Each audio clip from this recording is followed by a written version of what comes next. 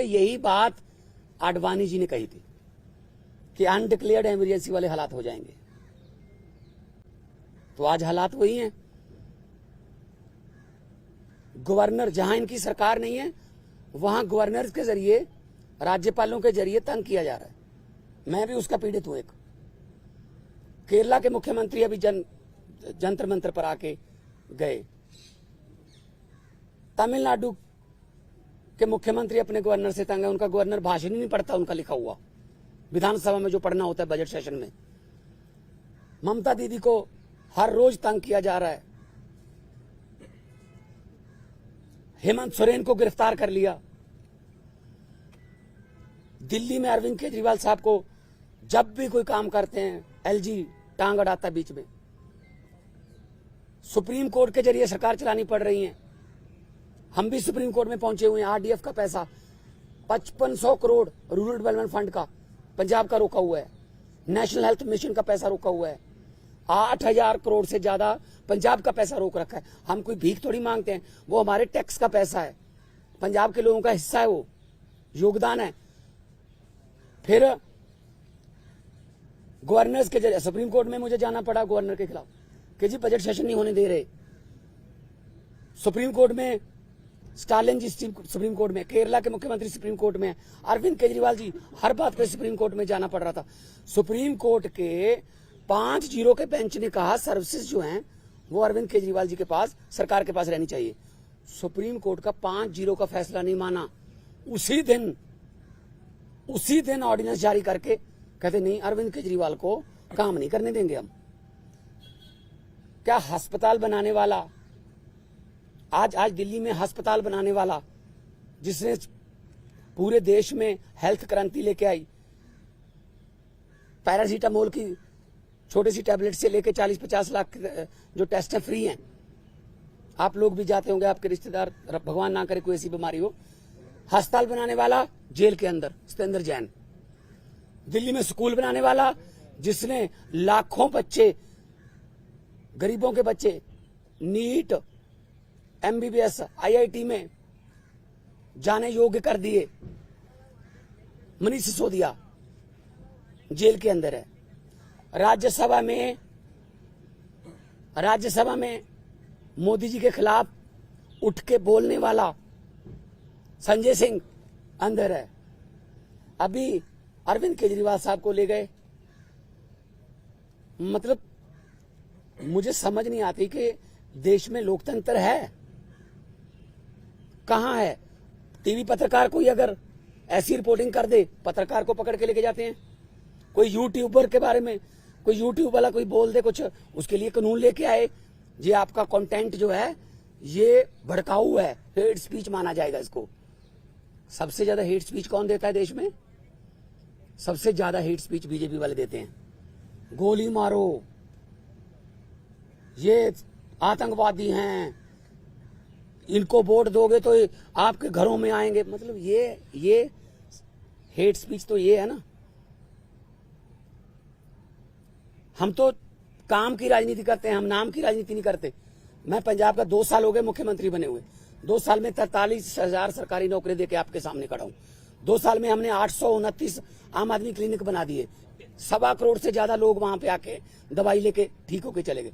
क्या ये काम नहीं करनी चाहिए हमें? वो आम आदमी क्लिनिक को बंद कराने के लिए नेशनल हेल्थ मिशन का पैसा रोक रखा है। ये ना बनाओ जी। फिर 26 जनवरी की परेड में पंजाब की झांकी नहीं हुई। क्यों जी? आजादी में 80% योगदान हमारे बुजुर्गों का, हमारे पुरखों ने कुर्बानियां दी। और 15 अगस्त और 26 जनवरी आप पंजाब के बिना मना लोगे? कैसे मना लोगे? How dare you are. किसने, वो होते कौन है? शहीद भगत सिंह की झांकी को, जिसमें शहीद भगत सिंह, करतार सिंह सराभा, लाला लाजपत राय, मदन लाल ढींगरा, जलियांवाला बाग का कांड, जिसमें वो थे झांकी में, उनको रिजेक्ट करने वाले ये कौन होते हैं? ये भगत सिंह से बड़े हो गए, जिन्होंने देश लेके दिया। अब उन्हीं के खिलाफ कर रहे हैं।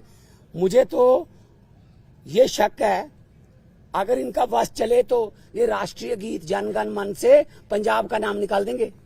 अगर इनका बस चले तो इतनी नफरत करते हैं ये पंजाब को। और पंजाब वो है जो पूरे देश का पेट भी पालता है 532 किलोमीटर हमारा बॉर्डर है पाकिस्तान के साथ। हमारे बेटे आज कारगिल से लेके पंजाब के लड़के खड़े हैं सीना तान के।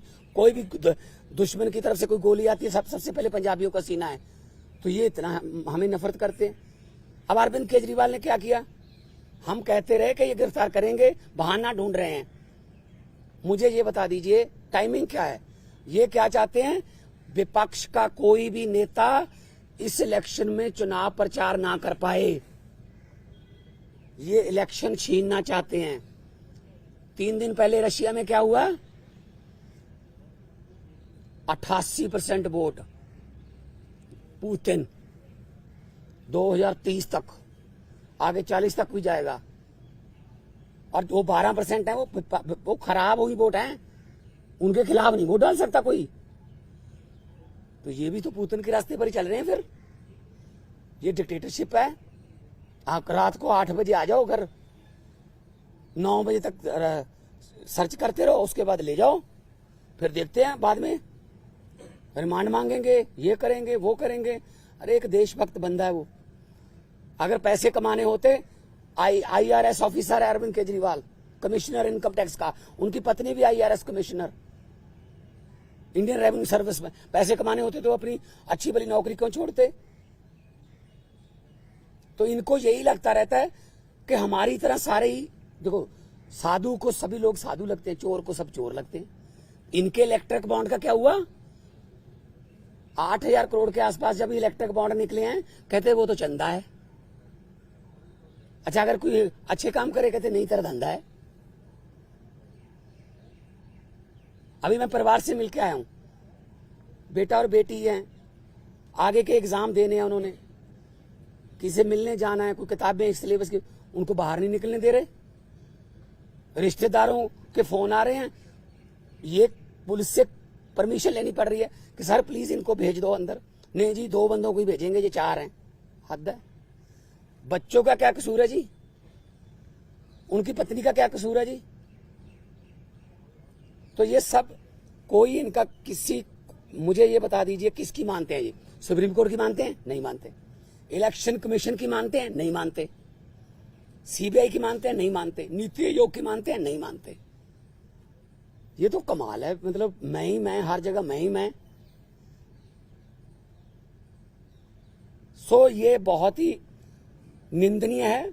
आम आदमी पार्टी अब छोटी पार्टी नहीं है, 10 साल में राष्ट्रीय पार्टी बन गई।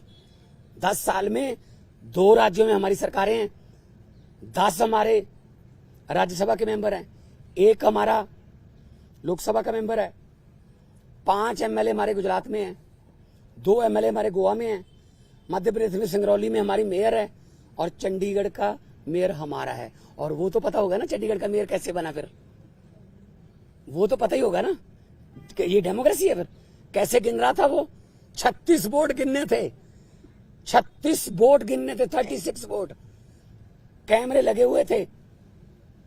कैसे गिन रहा था, ऐसे वोट देख के।